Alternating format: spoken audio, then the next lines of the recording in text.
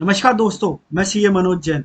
कल सीबीआईसी ने circular number 170 निकाला है और उसमें स्पष्ट रूप से लिख दिया है कि जो टेबल नंबर 3.2 जीएसटीआर 3बी की जो most of the tax payer नहीं फाइल करते हैं और इन्फॉर्मेशन नहीं डालते हैं, उसमें इन्फॉर्मेशन डालनी है। सेम जीएसटीआर 1 की कुछ टेबल्स जहां पर हम इन्फॉर्मेशन नहीं डालते हैं उसको भी डालना है। वीडियो में देखते हैं कि वो कौन सी टेबल है, उसमें कैसे इंफॉर्मेशन डालते हैं और उन दोनों का आपस में क्या कोरिलेशन है।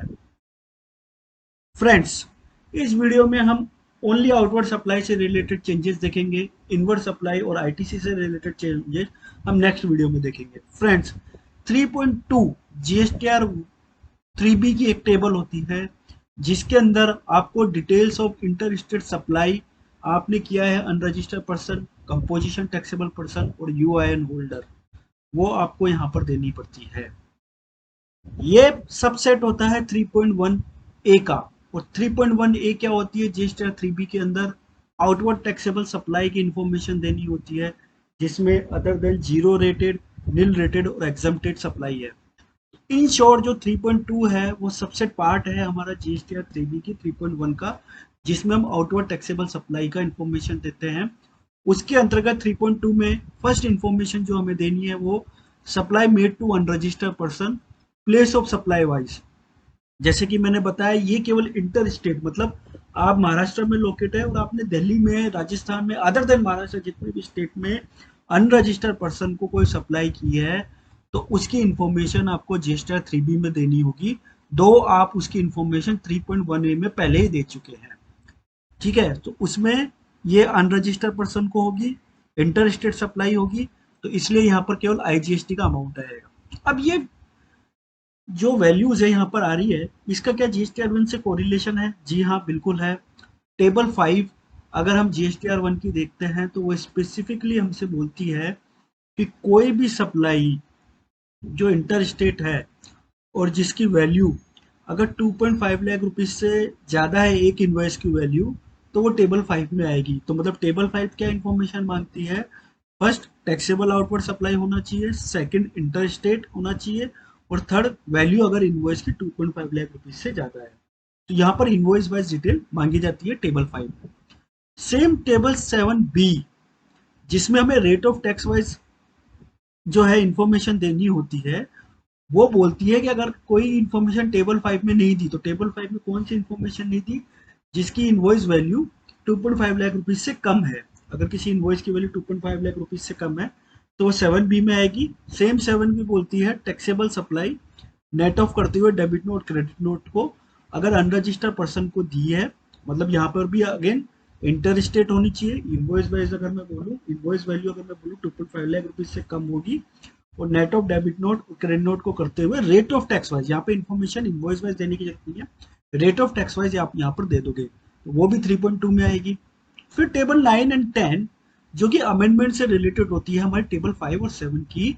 सपोज करो आपने एक इनवॉइस से उसकी वैल्यू 2.5 लाख, 2,70,000 रुपए लिख दी गलती से, लेकिन वो होनी चाहिए थी एक्चुअल में 2,50,000। तो जो ये 20,000 रुपए का आप इम्पैक्ट दोगे, जो अमेंडमेंट करोगे, उसको भी कंसीडर करना है जब आप 3.2 में इंफॉर्मेशन दे रहे हो। तो दैट मीन्स 3.1 में भी उसको कंसीडर करना है और 3.2 तो ऑटोमेटिकली फिर कंसीडर हो जाएगा।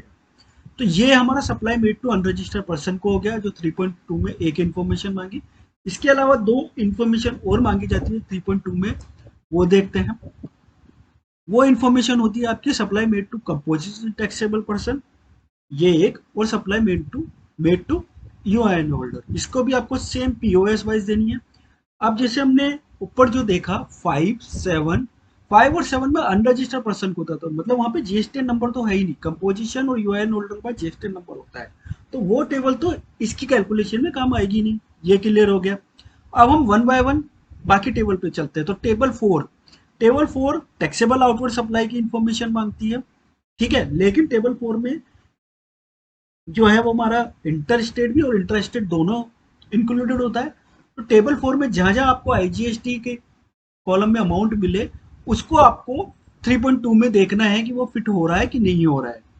कि वो अगर कंपोजिशन डीलर है तो 3.2 में आएगा, यूआईएन होल्डर है तो 3.2 में आएगा, नॉर्मल डीलर है तो 3.2 में आने की कोई रिक्वायरमेंट नहीं। अब टेबल 6 जो होती है वो मेरी जीरो रेटेड सप्लाई से रिलेटेड होती है, जहां पर कि मैं या तो एक्सपोर्ट करता हूँ या मैं सीजेड यूनिट को सप्लाई करता हूँ। दोनों ही केस में वो कंपोजिशन टैक्सेबल पर्सन नहीं होते हैं, यूएएन होल्डर नहीं होता है, तो इस केस में भी ये टेबल हमारे 3.2 की कैलकुलेशन में नहीं आएगी। टेबल 5 और 7 जैसे मैंने बता दिया अनरजिस्टर्ड से रिलेटेड होता है, तो वो 3.2 में तो आने की कोई चांस ही नहीं है जब supply made to composition dealer और यूएएन होल्डर लिख रहे हैं। सेम टेबल 9 जो है वो अमेंडमेंट से रिलेटेड होती है, जिसमें कि हम 4 का अमेंडमेंट भी करते हैं, 5 का भी करते हैं, 6 का भी करते हैं। तो क्योंकि टेबल 9 में हम 4 का अमेंडमेंट करते हैं, तो जो भी आईजीएसटी कॉलम में अगर अमेंडमेंट किया है और वो रिलेटेड है composition taxable person UAN holder से, तो आपके 3.2 में आएगी। टेबल 10 जो है वो अमेंडमेंट होता है रिलेटेड टू अनरजिस्टर्ड पर्सन, तो वो नहीं आएगा। टेबल 11 जो होता है वो कंसोलिडेटेड स्टेटमेंट होता है, एडवांस रिसीव एडवांस एडजस्टेड, तो इसमें तो केवल हमको एडवांस रिसीव और एडजस्टेड की डिटेल्स देनी होती है, जो हमारे 3.2 में नहीं आएगा। तो अगर 3.2 देखे तो जो मेजरली वो मेरा है टेबल 4, उसमें भी मुझे आईजीएसटी के कॉलम्स देखने हैं, क्योंकि ये इंटरेस्टेड से सप्लाई होती है। और टेबल 9 क्योंकि ये उसमें अमेंडमेंट होता है। अब टेबल 8 जो है वो nil rated exempt and non GST है। तो जैसे मैंने बताया 3.1 से सब सब पार्ट होता है 3.2, तो 3.1 में स्पेसिफिकली बोला हुआ टैक्सेबल आउटवर्ड सप्लाई, तो नील रेटेड एग्जेम्प्ट और नॉन जीएसटी आउटवर्ड सप्लाई का 3.2 से कोई लेना देना नहीं है। फिर टेबल 12 जो होती है वो हमारा एचएसएल समरी और डॉक्यूमेंट वाइज डिटेल, तो वो 3.2 के कैलकुलेशन में नहीं आएगी। तो फ्रेंड्स 3.2 के कैलकुलेशन में टेबल 4 और उससे रिलेटेड अमेंडमेंट आएंगे। और अगर हम 3.1 3.2 की सप्लाई मेड टू अनरजिस्टर्ड में जाए तो टेबल 5, 7 और टेबल 9 और 10 जो कि अमेंडमेंट से रिलेटेड है, इससे हम ये इन्फॉर्मेशन ड्राइव कर सकते हैं, इससे ये हम इन्फॉर्मेशन चेक कर सकते हैं। लेकिन एक और इम्पोर्टेंट चीज है, 3.2 सबसेट है 3.1 ए का, तो 3.1 ए में अगर आपने सपोज करो 100 रुपीज लिखा है, तो 3.2 में कभी भी 100 रुपीज से ज्यादा नहीं आएगा, ये मान के चलिए। अगर मैं ये हाइपोथेटिकल ये बोलूँ कि सारी इंफॉर्मेशन जो है वो इंटर स्टेट थी और रिलेटेड टू यूआईएन या कंपोजिशन डीलर या अनरजिस्टर्ड पर्सन से थी। तो अभी गोइंग फॉरवर्ड अगर हम इस कैलकुलर से जाए तो शायद हो सकता है डिपार्टमेंट आपको इंसिस्ट करे इन इस 3.2 में भी आप करेक्ट और प्रॉपर इंफॉर्मेशन डालिए, विजा विज जो आपकी GSTR1 की टेबल्स है उसमें भी करेक्ट और प्रॉपर इंफॉर्मेशन डालिए। ये आउटवर्ड सप्लाई से रिलेटेड मेरा एक वीडियो था। वीडियो अच्छा लगा हो तो लाइक शेयर एंड सब्सक्राइब करना ना भूले। आईटीसी से रिलेटेड वीडियो में जो है इंफॉर्मेशन जो है अगले वीडियो में बताऊंगा। जय हिंद, जय भारत, धन्यवाद।